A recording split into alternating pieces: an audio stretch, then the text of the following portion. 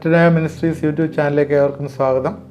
നമ്മൾ ആൻറ്റി ക്രൈസ്റ്റിൻ്റെ ഭരണവുമായി ബന്ധപ്പെട്ട ചില കാര്യങ്ങളാണ് കഴിഞ്ഞ ഇതിൽ പറഞ്ഞത്. പ്രത്യേകിച്ചും അതിൽ പറഞ്ഞ മൃഗത്തിൻ്റെ പ്രതിമയ്ക്ക് ജീവൻ കൊടുത്തു.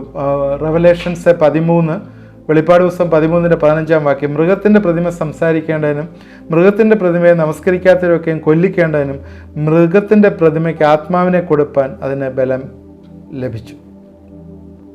ഇപ്പം നിങ്ങൾക്കറിയാമല്ലോ, സോഫിയയുടെ കാര്യം ഞാൻ പണ്ടൊരിക്കൽ പറഞ്ഞാണ്. ഇപ്പം അതിനേക്കാൾ ഉപരിയായിട്ട് ഈ ഹ്യൂമനോയിഡ്സിനെ ഉണ്ടാക്കാനായിട്ട് തുടങ്ങി. ഇപ്പം ടെസ്ല കമ്പനി തന്നെ പറഞ്ഞിട്ടുണ്ട്, ഹ്യൂമനോയിഡ്സിനെ ഉണ്ടാക്കി സപ്ലൈ ചെയ്യാൻ പോവാണ്. അതിൻ്റെ വിലയൊക്കെ അവർ പറഞ്ഞിട്ടുണ്ട്. വീട്ടിലെ ജോലികളെല്ലാം ചെയ്യും, അതിൻ്റെ ശരീരം മനുഷ്യൻ്റെ ശരീരം പോലെയാക്കി അതിനകത്ത് പ്രോഗ്രാം ചെയ്ത് തരികയാണ്. നിങ്ങൾക്ക് എന്ത് വേണമെങ്കിലും ചെയ്യാം. അതിനകത്തുള്ള പ്രോഗ്രാമിലെ കമ്പ്യൂട്ടർ കണക്റ്റഡ് ആണ്, അതനുസരിച്ച് നിങ്ങൾക്ക് എന്ത് വേണമെങ്കിലും ചെയ്യാം. അതിൻ്റെ മനുഷ്യൻ്റെ ശരീരം പോലെ തന്നെ സോഫ്റ്റ് ആക്കി തരികയാണ്. അന്നേരം നടക്കുകയും കാര്യങ്ങൾ ചെയ്യുകയും നമ്മളോട് സംസാരിക്കുകയും നമ്മൾ വർത്തമാനം പറയുകയും നമ്മുടെ ഏകാന്തത മാറ്റുകയും നമ്മൾക്ക് എൻ്റർടൈൻമെൻറ്റ് തരികയും ഒക്കെ ചെയ്യുന്ന രീതിയിലുള്ള ഹ്യൂമനോയിഡ്സിനെ അടുത്ത വർഷത്തിൽ സപ്ലൈ ചെയ്യത്തക്ക രീതിയിൽ ഇപ്പോൾ ടെസ്ല കമ്പനി അതിൻ്റെ കോൺട്രാക്റ്റ് എടുത്ത്, അത് കഴിഞ്ഞ ദിവസം പത്രത്തിൽ വന്നൊരു വാർത്തയാണ്. അതിൻ്റെ മൃഗം സംസാരിക്കും എന്ന് പറയുമ്പോഴേ ഇപ്പം നമുക്ക് ഒരു പാടുമില്ല പറയാനായിട്ട്, മനസ്സിലാകാനായിട്ട്. മൃഗം സംസാരിക്കും, മൃഗത്തിൻ്റെ പ്രതിമയ്ക്ക് ജീവൻ കൊടുക്കും. ജീവൻ എന്ന് പറയുന്നത് ന്യൂമ എന്ന് പറഞ്ഞൊരു വേർഡാണ് ഇവിടെ യൂസ് ചെയ്തിരിക്കുന്നത്. ഇത് ആത്മാവ് കൊടുക്കുന്നു എന്നൊരു ചിന്ത, ആത്മാവിനെ കൊടുപ്പാൻ അതിന് ബലം ലഭിച്ചു എന്ന് പറഞ്ഞ് ആത്മാവിനെ കൊടുക്കുന്നോ ഇല്ലയോ, നമുക്ക് ആത്മാവെന്നുള്ളൊരു വേർഡ് അവിടെ യൂസ് ചെയ്തിട്ടുണ്ട്. അതൊരു സാത്താൻ്റെ ഒരു സ്പെഷ്യൽ ജീവനാണെന്ന് മാത്രം നമുക്ക് ചിന്തിക്കാം.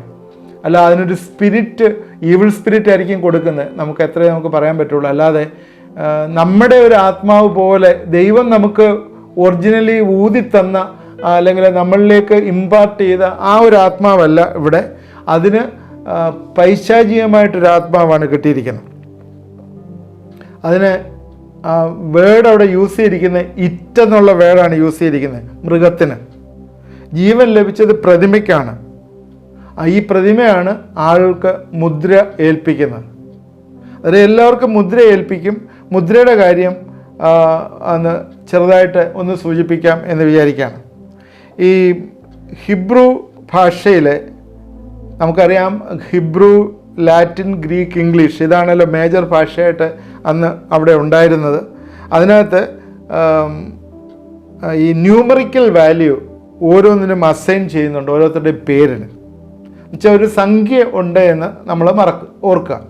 13-18 ഇവിടെ ജ്ഞാനം കൊണ്ട് ആവശ്യം ബുദ്ധിയുള്ളവൻ മൃഗത്തിൻ്റെ സംഖ്യ ഗണിക്കട്ടെ, അത് മനുഷ്യൻ്റെ സംഖ്യ എത്രേ, അതിൻ്റെ സംഖ്യ 666.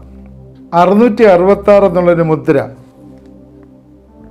അത് ഒരു പേരിൻ്റെ സംഖ്യയാണ്. മുദ്ര ഒരു പേരിൻ്റെ സംഖ്യയോ, മാർക്ക് ഓഫ് ദ ബീസ്റ്റ്. ഇത് ജ്ഞാനം ഉപയോഗിച്ചാണ് മനസ്സിലാക്കേണ്ടത്. മിലിറ്ററിയിലൊക്കെ ഒരു നമ്പറിൽ അറിയപ്പെടുന്നത് നമുക്കറിയാം. ബൈബിളിൽ പല നമ്പറുകളുണ്ട്. നമ്പറുകൾ 7 പൂർണ്ണതയുടെ നമ്പർ എന്ന് പറയുന്നു, 6 അപൂർണതയുടെ നമ്പർ എന്ന് പറയുന്നു. അതുപോലെ റോമക്കാർ ഓരോ പേരിനും ഒരു ന്യൂമറിക്കൽ വാല്യൂ ഇടുന്നുണ്ട്. അതിപ്പോൾ ഉദാഹരണം പറഞ്ഞാൽ ഒരു പേര് ഉദാഹരണം പറഞ്ഞാൽ റോമ നഗര സ്ഥാപകനായ റോമലസൂവിനെ എബ്രായ ഭാഷയിൽ റോമിത്ത് എന്നാണ് പറയുന്നത്.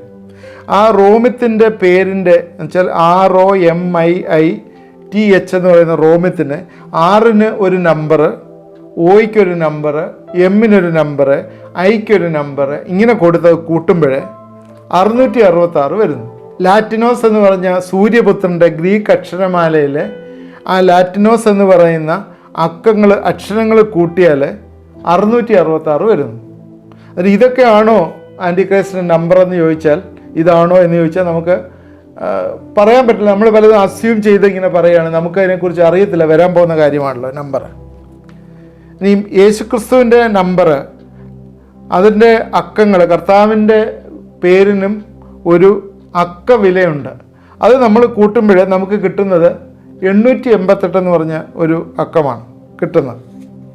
അതായത് അതിനെ പുനരുത്ഥാനത്തിൻ്റെ സംഖ്യയെന്ന് കണക്ക് കൂട്ടി പറയുന്നുണ്ട്. അപ്പോൾ ഈ 666 പ്രത്യേകതയാണ്. ഇപ്പം നമുക്ക് അറിയാമല്ലോ, ഈ ആധാർ കാർഡ് വന്നു, അതിന് മുമ്പ് പല കാർഡ്സ് ഉണ്ടായിരുന്നു, നമുക്ക് കിട്ടുന്നുണ്ടായിരുന്നു. ഇതെല്ലാം തന്നെ ഓരോ നമ്പർ വൈസ് ആയിട്ടാണ് അറിയപ്പെടുന്നത്. 666 ഒരു സോഷ്യൽ സെക്യൂരിറ്റി നമ്പറായിട്ട് യൂസ് ചെയ്യുന്നുണ്ട് എന്ന് ചിന്തിക്കേണ്ടിയിരിക്കുന്നു. വേൾഡ് ബാങ്കിൻ്റെ ആദ്യ നമ്പർ, വേൾഡ് ബാങ്കിൻ്റെ ആദ്യത്തെ നമ്പർ 666 ആയിരുന്നു എന്ന് പറയുന്നു. യൂറോപ്യൻ കോമൺ മാർക്കറ്റിലെ കമ്പ്യൂട്ടർ രൂപം നൽകി ആ മൃഗം എന്ന് പറഞ്ഞ ബീസ്റ്റ് എന്ന് പറഞ്ഞ പേരാണ് ആ കമ്പ്യൂട്ടറിന് കൊടുത്തത്. അതിൻ്റെ നമ്പർ 666 ആയിരുന്നു പറയുന്നു. നമുക്കിപ്പം ഡിജിറ്റൽ ഇന്ത്യയിലെ നമുക്ക് ആധാർ കാർഡ് വന്നു. ആധാർ കാർഡിൻ്റെ ഈ ആധാർ എന്ന് പറയുന്നത് ശരിക്കും ഇസ്രായേലിൻ്റെ 12ാമത്തെ മാസമാണ് ആധാർ മാസം എന്ന പേരിലാണ് വന്നിരിക്കുന്നത്. വേറൊരു കാര്യം നമ്മൾ അറിയില്ല, WWW എന്ന് പറയും നമ്മൾ എഴുതുന്നുണ്ട്, വേൾഡ് വൈഡ് വെബ്. ഈ WWW എന്ന് പറയുന്നത് നമ്മുടെ ബൈബിളിലെ നമുക്കറിയാം 119 സങ്കീർത്തനത്തിൻ്റെ അതിൻ്റെ 6ാമത്തെ ഭാഗം എടുത്ത് നോക്കുമ്പോൾ വോ എന്ന് പറഞ്ഞൊരു വാക്ക് കാണാം നമുക്ക്. വോ എന്ന് പറയുന്നത് 666 ആണെന്നൊരു ഇൻ്റർപ്രിട്ടേഷൻ പറയുന്നുണ്ട്. അത് ഹെബ്രായ ഭാഷയിലെ ഓ എന്ന് പറയുന്ന 6നെ കാണിക്കുന്നു, അത് 666 എന്ന് പറയുന്നു. ഞാൻ ഇത് പറയുന്ന ഇങ്ങനെ ഒരുപാട് ചിന്തകൾ ഇതിൻ്റെ പുറകിലുണ്ട്. പിന്നെ ഇപ്പോൾ നമുക്കറിയാം ബാർകോഡുണ്ട്. ഈ ബാർകോഡിനകത്ത് 3 കാര്യം പൊങ്ങി നിൽക്കുന്നത് കാണുന്നുണ്ട്. അത് ഓരോന്നും 6ആണ്, 6th ഡിജിറ്റ് ആണെന്ന് പറയുന്നുണ്ട്. ഇങ്ങനെ ഒരുപാട് ചിന്തകൾ ഈ 666 ബന്ധപ്പെട്ട് വരുന്നുണ്ട്. അതായത് 16 ഡിജിറ്റുള്ള ഒരു ടോട്ടൽ സാധനമാണെന്ന് പറയുന്നു. ഇങ്ങനെ പല കാര്യങ്ങൾ ചിന്തിക്കുന്നത്. അതുകൊണ്ട് നമ്മൾ ഈ 18ാം വാക്യമാണ് ഇത് നമ്മൾ ആധാരമായിട്ട് എടുക്കേണ്ടത്. ഇവിടെ ജ്ഞാനം കൊണ്ട് ആവശ്യം, ബുദ്ധിയുള്ളവൻ മൃഗത്തിൻ്റെ സംഖ്യ ഗണിക്കട്ടെ, അതൊരു മനുഷ്യൻ്റെ സംഖ്യ അത്രേ. അന്നേരം ജ്ഞാനമാണ് ഇവിടെ ആവശ്യം. എന്ന് വെച്ചാൽ ആ സമയത്ത് ദൈവം നമുക്ക് വെളിപ്പെടുത്തി തരും. ഇപ്പം നിങ്ങളും ഞാനും ഒന്നും ഇത് കണ്ടുകൊണ്ടിരിക്കുന്നവരൊന്നും തന്നെ ഇവിടെ കാണരുതെന്നുള്ളതാണ്. കാരണം നമുക്ക് മൂവ് ചെയ്യാൻ പറ്റത്തില്ല. അന്നേരമാണ് ഈ അവനെ കൊല്ലുവാനുള്ള അധികാരം കൊടുത്തിട്ടുണ്ട്. പ്രതിമയെ നമസ്കരിക്കാത്തവരും മുദ്ര ഏൽക്കാത്തവരെയൊക്കെ കൊല്ലുവാനുള്ള അധികാരം കൊടുത്തിട്ടുണ്ട്. അന്നേരം ഇത് ആ സമയത്ത് ഇവിടെയുള്ള പലരും തിരിച്ചറിയും. ഈ പ്രതിമയെ നമസ്കരിക്കണമെന്ന് പറഞ്ഞു കഴിഞ്ഞാൽ യഹൂദനെ നമസ്കരിക്കത്തില്ല, അപ്പോഴവനെ കൊല്ലും. അവനെ കൊല്ലുമ്പോൾ അവൻ്റെ ആത്മാവിനെയും യാഗപീഠത്തിൻ്റെ കീഴെ കണ്ടു എന്ന് പറയുന്നത് ഇങ്ങനെ കയറി വരുന്നതാണ്. ഈ മഹാപീഡന കാലത്ത് അനേകം ആളുകളെ കൊല്ലുകയും അനേകം ആളുകൾ ഈ ഇവിടെയുള്ള ക്രിസ്ത്യാനികളെന്ന് തിരിച്ചറിയും. ആ സമയത്ത് ബൈബിളൊക്കെ ഇവിടെ കിടപ്പുണ്ടല്ലോ, അവരെടുത്ത് വായിക്കുമ്പോൾ ഇതൊക്കെ മനസ്സിലാവും. അയ്യോ, ഇതൊക്കെ പറഞ്ഞിട്ടുണ്ടല്ലോ, ഇതെങ്ങനെയാണല്ലോ എന്ന് പറയുമ്പോൾ അവനോട് റെസ്റ്റ് ചെയ്യുന്നവരെയൊക്കെ അവൻ കൊന്നുകളയും. അതുകൊണ്ട് ഈ മുദ്ര നമ്മുടെ മേളിൽ ഏൽക്കാതിരിക്കാൻ പരിശുദ്ധാത്മാവിൻ്റെ മുദ്രയാണ് നമുക്ക് ആവശ്യമായിട്ടുള്ളത്. ഈ ആൻറ്റിക്രൈസ്റ്റ് മുദ്ര ഇടുന്നതിന് മുമ്പ് തന്നെ പരിശുദ്ധാത്മാവിൻ്റെ മുദ്ര നമ്മൾ എടുക്കുകയാണെങ്കിൽ, നമുക്ക് കിട്ടുകയാണെങ്കിൽ, നമുക്കിതിനെയൊന്നും പേടിക്കേണ്ടതായിട്ടുള്ള ആവശ്യമില്ല. പരിശുദ്ധാത്മാവ് നമ്മളെ സീൽ ചെയ്ത് ആ ദിവസത്തിന് വേണ്ടി, ആ ദിവസം എന്ന് പറഞ്ഞാൽ എന്താണ്, കർത്താവിൻ്റെ വരവെങ്കിൽ നമ്മളെ എടുക്കാൻ വേണ്ടി നിലനിർത്തും എന്ന് നമ്മൾ മറന്നുപോയത്. ഒരിക്കലും അതുകൊണ്ട് ഈ കള്ളപ്രവാചകൻ്റെ വാക്ക് കേട്ടിട്ട് ആ മുദ്ര ഏൽക്കുവാനായിട്ട് നമുക്ക് ഇടവരരുതേ എന്ന് ഞാൻ പ്രാർത്ഥിക്കുന്നു. ബൈബിളിലെ കുറേ റെഫറൻസസ് ഉണ്ട്. യേശു ക്രിസ്തുവും ഈ കള്ളപ്രവാചകനും തമ്മിൽ ഉള്ള, അല്ലെങ്കിൽ ആൻറ്റിക്രൈസ്റ്റ് തമ്മിലുള്ള, പെട്ടെന്ന് ഞാൻ ചുരുക്കമായിട്ട് പറഞ്ഞു, അതിൻ്റെ റെഫറൻസസ് ഒന്ന് പറയാൻ നിങ്ങൾ അത് പിന്നീട് അതെടുത്ത് റെഫർ ചെയ്ത് വായിച്ചു നോക്കുക എന്ന് എനിക്ക് പറയാനുള്ളത്. എല്ലാം വായിക്കാനായിട്ട് സമയമില്ല, അതുകൊണ്ട് ഞാൻ പ്രത്യേകിച്ച് എടുത്ത് പറയുന്ന ചില കാര്യം ശ്രദ്ധിക്കാം. ഞാൻ സ്വർഗത്തിൽ നിന്ന് വന്നു എന്ന് യേശു പറഞ്ഞു. ആൻറ്റിക്രൈസ്റ്റിനെ പറഞ്ഞോളും അവനെ ഉയരത്തിൽ നിന്ന് തള്ളിക്കളഞ്ഞു. യോഹന്നാൻ 6:51 സ്വർഗത്തിൽ നിന്ന് യേശു വന്നു എന്ന് പറഞ്ഞ്. എസ്കേൽ പ്രവചനം 28:17 അവനെ തള്ളിക്കളഞ്ഞു, ഉയരത്തിൽ നിന്ന് തള്ളിക്കളഞ്ഞതായിട്ട് കാണുന്നു. രണ്ടാമത് പിതാവ് അയച്ചതാണ്, യേശുവിനെ പിതാവ് അയച്ചു, യോഹന്നാൻ 5:36. എന്നാൽ ആൻറ്റിക്രൈസ്റ്റിനെ ഉയരത്തിൽ നിന്ന് തള്ളിക്കളഞ്ഞു, എസ്കേൽ 28:18. മൂന്നാമത് പിതാവിൻ്റെ നാമത്തിൽ വന്നു എന്ന് യോഹന്നാൻ 5:43 പറയുന്നു. ഈ 5:43 തന്നെ പറയുന്നു, ഞാൻ ഒരുവൻ സ്വന്തം നാമത്തിൽ വരും, അവനെ നിങ്ങൾ കൈക്കൊള്ളും എന്ന് പറയുന്നു. നാലാമത് തന്നെത്താൻ താഴ്ത്തി. ഫിലിപ്പിയർ 2:8. യേശു തന്നെത്താനെ താഴ്ത്തി ആണ് ഈ ലോകത്തിലേക്ക് വന്നത്. യവനാണെങ്കിൽ 2 തെസ്സലോനിയർ 2:4 തന്നെത്താൻ ഉയർത്തുന്ന ഒരുത്തനാണ് എന്ന് കാണുന്നു. അതുകൊണ്ട് അവൻ തന്നെത്താൻ കർത്താവ് താഴ്ത്തിയുകൊണ്ട്. അഞ്ചാമത് പിതാവ് അവനെ ഉയർത്തി. ഫിലിപ്പിയർ 2:9 പറയുന്നു, പിതാവ് അവനെ ഉയർത്തി എന്ന് പറയുന്നു. യവനെ സംബന്ധിച്ചിടത്തോളം ഗന്ധകം കത്തുന്ന പൊയ്യയിൽ അവനെ തള്ളി. റെവലേഷൻസ് 25, വെളിപ്പാട് പുസ്തകം 20:5. യേശുക്രിസ്തു പറഞ്ഞു. ആറാമത് യേശുക്രിസ്തു പറഞ്ഞു, എൻ്റെ സമാധാനം ഞാൻ നിങ്ങൾക്ക് തരുന്നു. യോഹന്നാൻ 14:27, എൻ്റെ സമാധാനം നിങ്ങൾക്ക് തരുന്നു എന്ന് പറഞ്ഞു. യവനെ സംബന്ധിച്ചിടത്തോളം യവൻ സമാധാനം എടുത്തു കളയും. റെവലേഷൻസ് 6:4, അവനുള്ള സമാധാനം എടുത്തു കളയും, യുദ്ധം ഡിക്ലെയർ ചെയ്യുന്നവനാണ്. യോഹന്നാൻ 7-ാമത്തെ കാര്യം, യോഹന്നാൻ 10:10 യേശുക്രിസ്തു വന്ന് സമൃദ്ധിയായ ജീവൻ തരുവാനായിട്ട് വന്നത്. യവൻ വന്നത് മോഷ്ടിപ്പാനും അറിപ്പാനും മുടിപ്പാനുമാണ് വന്നത്. യേശുക്രിസ്തു വന്നു സമൃദ്ധിയായ ജീവൻ ചെയ്യാനായിട്ട്. 8-ാമത് അവൻ അത്ഭുതങ്ങളെ ചെയ്ത ദൈവം. അത്ഭുതങ്ങളെ ചെയ്തു എന്ന് പറഞ്ഞാൽ സമൃദ്ധിയിലേക്ക് നടത്തി. മത്തായി 14:20-21 5 അപ്പം കൊണ്ട് 5000 പേരെ പോഷിപ്പിക്കുകയും അനേകം ആളുകൾക്ക് ഭക്ഷണം കൊടുക്കുകയും ചെയ്തവൻ. യവൻ എന്താണ് ചെയ്യുന്നത്? വെളിപ്പാട് പുസ്തകം 6:6 ഒരു പണത്തിന് ഒരിടങ്ങഴി കോതമ്പ്. അവൻ ദാരിദ്ര്യത്തിലേക്ക് നടത്തുന്നവനാണ്, അല്ലെങ്കിൽ ഇല്ലായ്മ വരുത്തുന്നവനാണ് എന്ന് കാണുന്നു. 9-ാമത് ദൈവം യേശുക്രിസ്തു ദേവാലയം ശുദ്ധീകരിച്ചതായിട്ട് 21:12 പറയുന്നു. യവൻ ഡാനിയൽ 8:11 മന്ദിരത്തെ ഇടിച്ചു കളഞ്ഞു എന്ന് പറയുന്നു. ഇനി ഒരുപാട് കാര്യങ്ങൾ പറയാനായിട്ടുണ്ട്. യവൻ സൗമ്യതയുള്ളവനായിരുന്നു. അവൻ സൗമ്യതയുള്ളവനാണ്. മത്തായി 11:29 ഡാനിയൽ 8:23 ഇവൻ ഉഗ്രനായ വിക്രമനായ രാജാവാണെന്ന് ആൻറ്റിക്രൈസ്റ്റിനെ കുറിച്ച് പറയുന്നു. അവസാനമായിട്ട് നേരത്തെ പറഞ്ഞ ഒരു കാര്യം, 2 കാര്യം കൂടെ പറയാം. യേശു പരിശുദ്ധാത്മാവിനെ നൽകും എന്ന് പറഞ്ഞു. അവൻ പരിശുദ്ധാത്മാവിനെ നൽകി. യവനാണെങ്കിൽ എന്തു ചെയ്യും? നെറ്റിയിലും ഒക്കെ മുദ്രയിടുന്നവനാണ് എന്നുള്ളത്. ലാസ്റ്റിലെ കാര്യം, യേശു സ്ത്രീയുടെ സന്തതി എന്ന് പറയുന്നുണ്ട്. സ്ത്രീയുടെ സന്തതി എന്ന് പറഞ്ഞ് ജനസിസ് 3:15 സ്ത്രീയുടെ സന്തതി എന്ന് പറഞ്ഞു. അതായത് ആൻറ്റി ക്രൈസ്റ്റ് സ്ത്രീയുടെ സന്തതി ആകരുത്, അല്ലേ? ആൻറ്റി ക്രൈസ്റ്റ് സ്ത്രീയുടെ സന്തതി ആകരുത്. ഇപ്പം എങ്ങനെയാണ് സ്ത്രീയുടെ സന്തതി ആകാരി? എന്നാൽ അവൻ യഹൂദനായിരിക്കണം. ബൈബിൾ പണ്ഡിതന്മാർ പറയുന്ന ദാൻ ഗോത്രത്തിൽ നിന്നാണ് ദാവീദ് വരുന്നത് എന്ന് പറയുന്നു. അതിന് റെഫറൻസ് ഉണ്ട്, നിങ്ങൾ വായിക്കുക. ജനസിസ് 49:17 പറയുന്നുണ്ട്, ദാൻ വഴിയിലൊരു പാമ്പ് എന്ന് പറയുന്നുണ്ട്. അതായത് ദാൻ ഗോത്രത്തിൽ നിന്നായിരിക്കും അവൻ വരുന്നതെന്ന് പറയുന്നു. വടക്കേ ദേശം എന്ന് പറയുന്നത് സിറിയയെ ഉദ്ദേശിച്ചാണ്. സിറിയയിൽ നിന്ന് അവൻ വരുമെന്ന് ഒരു ചിന്തയുണ്ട്. ഇത് പ്രത്യേകിച്ച് നമ്മൾ ചിന്തിക്കുക. നമുക്ക് കറക്റ്റ് പറയാനായിട്ട് ഇങ്ങനെയൊക്കെയുള്ള ചില റെഫറൻസ് വെച്ച് അസംഷനും കൂടാണ് പറയുന്നത്. ദാൻ ഗോത്രത്തിൽ നിന്ന് വരുന്നതാണ് അവന്, സിറിയയിൽ നിന്നായിരിക്കും വരുന്നത്. 10 നേരത്തെ പറഞ്ഞു 10 കൊമ്പുകൾക്കിടയിൽ നിന്ന് യൂറോപ്യൻ യൂണിയനിൽ നിന്ന് അവൻ വരും എന്നൊക്കെ നമ്മൾ പറഞ്ഞു. യഹൂദൻ വരും, യഹൂദനെല്ലാം ചെറിപ്പോയിട്ട് സിറിയയിൽ ഒരുപാട് യഹൂദന്മാരുണ്ട്, അവരിൽ നിന്ന് വരും എന്നൊക്കെ പറഞ്ഞു. എന്നാൽ ഇപ്പോൾ ലേറ്റസ്റ്റ് ആയിട്ടുള്ള ചിന്ത കുറച്ചുകൂടെ വ്യത്യസ്തമായിട്ടൊരു ചിന്തയിലേക്കാണ് വന്നിരിക്കുന്നത്. നമുക്കറിയാം സൊമാറ്റിക് സെൽ ന്യൂക്ലിയർ ട്രാൻസ്ഫർ എന്ന് പറഞ്ഞൊരു പുതിയ കാര്യം സയൻസ് ചെയ്യുന്നുണ്ട്.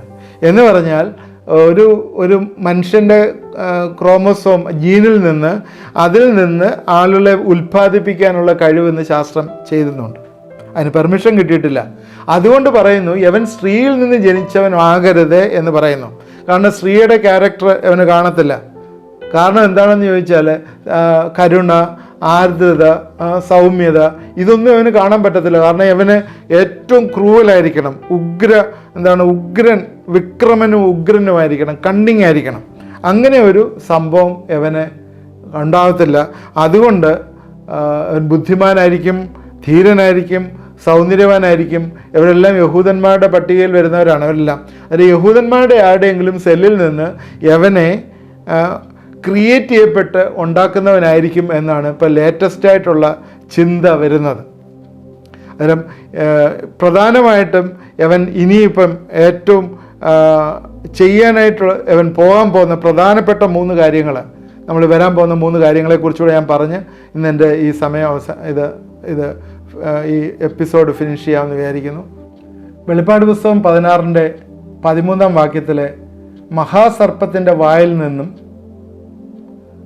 മൃഗത്തിൻ്റെ വായിൽ നിന്നും കള്ളപ്രവാചകൻ്റെ വായിൽ നിന്നും തവളയെപ്പോലെ 3 അശുദ്ധാത്മാക്കൾ പുറപ്പെടുന്ന ഞാൻ കണ്ടു. അവൻ്റെ ഭരണകാലത്തിൻ്റെ എൻഡിലേക്ക് വരുമ്പോൾ അവൻ ഒരുപാട് അത്ഭുതങ്ങൾ ചെയ്യും. ഇവിടെ അശുദ്ധാത്മാക്കൾ 3 അശുദ്ധാത്മാക്കളെ കുറിച്ച് പറയുന്നു. നേരത്തെ പറഞ്ഞാണ് 666 എന്ന് പറയുന്ന നമ്പർ. ചിപ്പുകൾ വഴി അവൻ, ഒന്നാമത്തെ അശുദ്ധാത്മാ അതാണ്, ചിപ്പുകൾ വഴി അവൻ മനുഷ്യരെ കൺട്രോൾ ചെയ്യും. ഓരോരുത്തരിലും ചിപ്പ് ഇംപ്ലാന്റ് ചെയ്യും. ചെറിയ നെൽമണിയുടെ അത്രയുമുള്ള കാര്യങ്ങൾ ഇംപ്ലാന്റ് ചെയ്താലും ചെയ്യാൻ പറ്റും. ഇപ്പോൾ അതിൻ്റെ ആവശ്യമില്ല, ഇഞ്ചക്ഷൻ വഴി മതിയെന്നും പറയുന്നു. ഏതായാലും പ്രധാനമായിട്ട് അത് സംഭവിക്കും. രണ്ടാമത് റിമോട്ട് ന്യൂറോ മോണിറ്ററിങ്. അങ്ങനെ ഒരു സംഭവം അടുത്ത കാലത്തായിട്ട് നമ്മൾ കണ്ടതാണ്. ചിന്തകളെ, മനുഷ്യൻ്റെ ചിന്തകളെ കൺട്രോൾ ചെയ്യാം. അതിന് ഓപ്പറേഷൻ വേണം, തലയിലെ ചിപ്പ് ഇംപ്ലാന്റ് ചെയ്യുമെന്നൊക്കെ എലോൺ മസ്ക് കഴിഞ്ഞ ദിവസം പ്രസ്താവിച്ച കാര്യങ്ങളൊക്കെ നിങ്ങൾ ഓർക്കുന്നുണ്ടാവും. അതിന് നിങ്ങൾ ചിന്തിക്കുന്നത് അവന് മനസ്സിലാവും. എവിടെ ലോകത്തിൻ്റെ ഏത് ഭാഗത്തിരുന്ന് എന്ത് ചിന്തിച്ചാലും ആൻറ്റി ക്രൈസ്റ്റിനെതിരായിട്ട് ചിന്തിക്കുമ്പോൾ ആൻറ്റി ക്രൈസ്റ്റിന് അപ്പോൾ തന്നെ മനസ്സിലാവും, ഇന്ന നമ്പറിൽ ഇന്ന ആൾ, നമ്പറിലാണല്ലോ ആളിനെ അറിയപ്പെടുന്നത്, ഇന്ന നമ്പറിലുള്ള ആൾ, ഇന്ന ചിപ്പിരിക്കുന്ന ആൾ എനിക്ക് വേണ്ടി ഇത് വേണ്ടാത്ത ചിന്തിക്കുന്നു, പ്രവർത്തിക്കുന്നു, താല്പര്യപ്പെടുന്നു എന്ന് മനസ്സിലാക്കുമ്പോൾ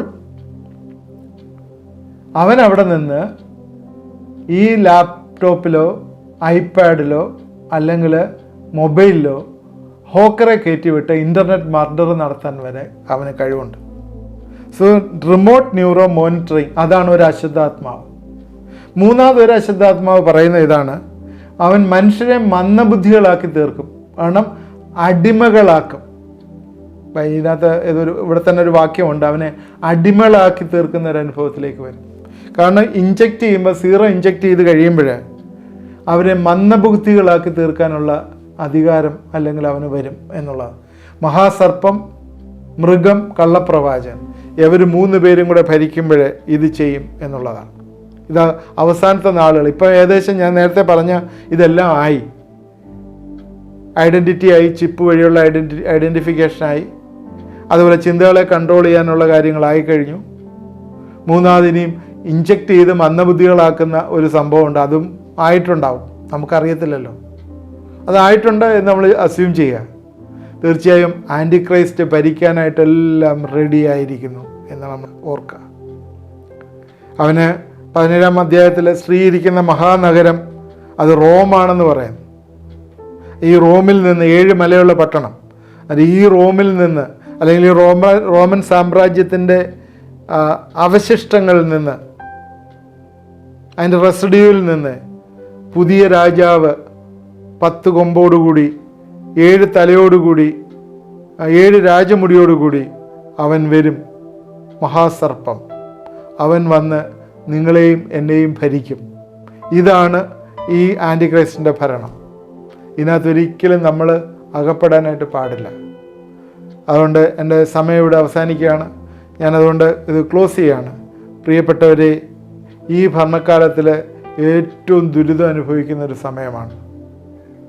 ഈ ആൻറ്റി ക്രൈസ്റ്റിൻ്റെ ഭരണത്തിൻ്റെ എൻഡിൽ യേശുക്രിസ്തു വന്ന് അവനെ തോൽപ്പിക്കുകയും അർമ്മവൻ യുദ്ധം നടക്കുകയും ചെയ്യും.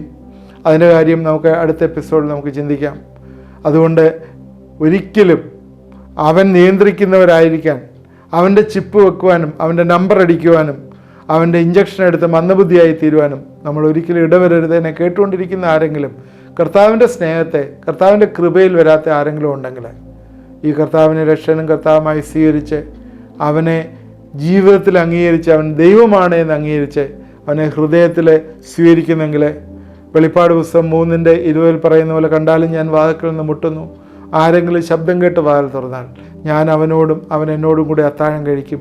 ഇന്നും നമ്മുടെ ഹൃദയത്തിൻ്റെ വാതിൽ നിന്ന് മുട്ടിക്കൊണ്ടിരിക്കുകയാണ്. അതൊരു ഹെഡ് നോളജ് അല്ല, ഒരു തലയിലെ അറിവല്ല, അത് ഹൃദയത്തിലുള്ള അറിവാണ്. തലയിലുള്ള അറിവ് തലയിൽ ഇങ്ങനെ ഇരിക്കും. ഇന്ന് ഒരുപാട് പേർക്ക് അറിവുണ്ടല്ലോ, പലരും കേട്ടും കണ്ടുമൊക്കെ വായിച്ചുമൊക്കെ അറിവുണ്ട്. ആ അറിവല്ല, അത് എൻ്റേതാണെന്ന് പറയുമ്പോഴാണ് അത് എൻ്റെ സ്വന്തമായി തീരുന്നത്. അവൻ എൻ്റേതാണ്, അവൻ എനിക്ക് വേണ്ടിയാണ് മരിച്ചത്, എൻ്റെ പാപങ്ങൾക്ക് വേണ്ടിയാണ് മരിച്ചത്, അവൻ അങ്ങനെയാണ് എന്നെ വീണ്ടെടുത്തത്, അവൻ ഉയർത്തെഴുന്നേറ്റ് ജീവിക്കുന്നതുകൊണ്ടാണ് ഞാനും ജീവിക്കുന്നത് എന്ന് പറവാനുള്ള ധൈര്യവും ആ ഹൃദയത്തിലുള്ള ആ താല്പര്യവും സമർപ്പണവും എൻ്റെ പ്രിയപ്പെട്ട ശ്രോതാക്കൾക്ക് ഉണ്ടെങ്കിൽ, കേൾവിക്കാർക്കുണ്ടെങ്കിൽ തീർച്ചയായും നിങ്ങളുടെ ജീവിതം അനുഗ്രഹിക്കപ്പെട്ടതാണ്. ഈ ആൻറ്റിക്രൈസ്റ്റിൻ്റെ ഭരണത്തിൽ നിങ്ങൾ കാണുകയില്ല. പ്രാർത്ഥിക്കാം. ദൈവമായ കർത്താവേ, ഇത് കൊണ്ടുകൊണ്ടിരിക്കുന്ന എല്ലാവരെയും നീ അനുഗ്രഹിക്കണമേ എന്ന് പ്രാർത്ഥിക്കുന്നു. ആൻറ്റിക്രൈസ്റ്റിൻ്റെ സ്വഭാവങ്ങളും അവൻ്റെ ഭരണവും ഒക്കെ ഏത് രീതിയിലാണ് എന്നുള്ളത് കഴിഞ്ഞ 3-4 എപ്പിസോഡിൽ കൂടി ഞങ്ങൾ ചിന്തിക്കുകയായിരുന്നല്ലോ. ദൈവമേ, നീ അവനെ എന്നേക്കുമായിട്ട് തകർത്ത് കളയും.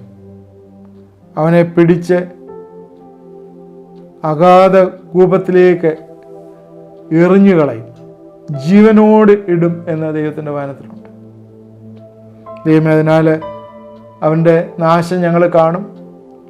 ഞങ്ങൾ പ്രാർത്ഥിക്കുന്നു, ആരെങ്കിലും ഈ അനുഭവത്തിലേക്ക് വരാതെ, ദൈവവുമായിട്ടുള്ള ബന്ധത്തിൽ വരാതെ ഇത് കേൾക്കുന്നുണ്ടെങ്കിൽ ഇന്ന് രാത്രികാലം അവിടെ ഹൃദയങ്ങളിലെ ദൈവത്തിലേക്ക് പകരുവാനായിട്ട് ഞാൻ റിക്വസ്റ്റ് ചെയ്യുകയാണ്, നിങ്ങളോട് അപേക്ഷിക്കുകയാണ്. എന്നോട് ചേർന്ന് പ്രാർത്ഥിക്കുമോ? ദൈവമേ, നീ എൻ്റെ ഹൃദയത്തിൽ രക്ഷകനും കർത്താവുമായി കടന്നു വരണമേ എന്ന് എന്നോട് ചേർന്ന് പ്രാർത്ഥിക്കുമോ? പ്രയാസങ്ങളെ, രോഗങ്ങളിലിരിക്കുന്നവരെ ഓർത്ത് പ്രാർത്ഥിക്കുന്നു.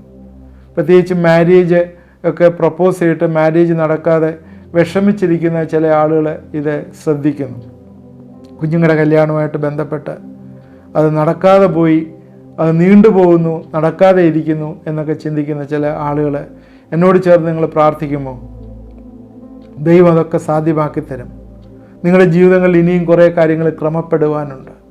അത് ദൈവത്തിൻ്റെ സന്നിധിയിൽ നിന്ന് ഏറ്റുപറയുമോ ഇന്ന് രാത്രികാലം? എല്ലാ തടസ്സങ്ങളും മാറി കർത്താവ് നിങ്ങളെ അനുഗ്രഹിക്കുന്നതായിട്ട് കാണും.